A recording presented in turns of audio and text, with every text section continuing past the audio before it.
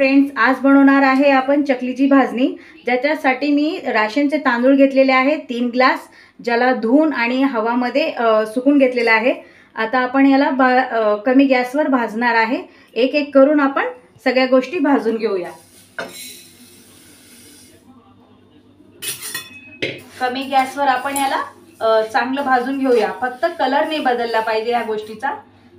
तर हे आपले तांदूळ भाजले गेलेले आहे, म्हणजे छान झालेत, कलर पण नाही बदलला आणि खूप छान भाजले गेलेले आहे। तर चकलीसाठी राशनचेच तांदूळ तुम्ही यूज करा आणि राशन नसले तुमच्याकडे तर दुसरे पण तांदूळ घेऊ शकते। तर आपण हे तांदूळ ताटात काढून घेऊ आणि त्याच्यानंतर हरभऱ्याची डाळ भाजून घेऊ। मी इथं तांदूळ काढलेले आहे आणि हरभऱ्याची डाळ याच्यात कढईमध्ये टाकलेली आहे।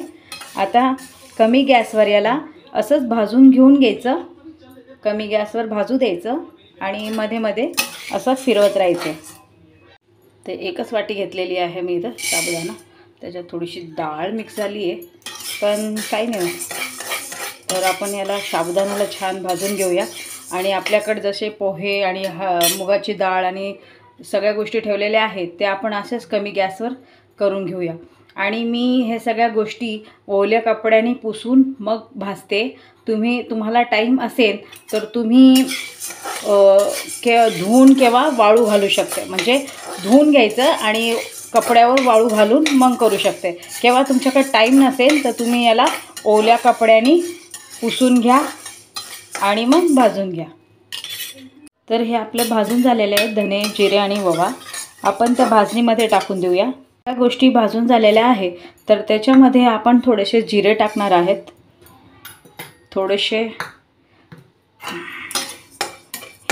जिरे असे झाले की त्याच्यात आपण थोडेसे धणे टाकणार आहेत।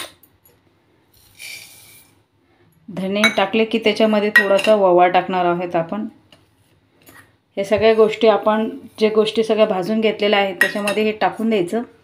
खूप छान असं सुगंध पण येतो आणि खायला पण छान वाटतं, म्हणून आपण याला असं थोडंसं भाजून घेऊया। आपली चकलीची भाजणी भाजून झालेली आहे। आपण याला थंड होऊ देऊ आता, आणि थंड झाले की गिरणीमधून दळून आणून घेऊया। कढईतून ताटामध्ये टाकलेला आहे, तर आपण याला थंड करून घेऊया।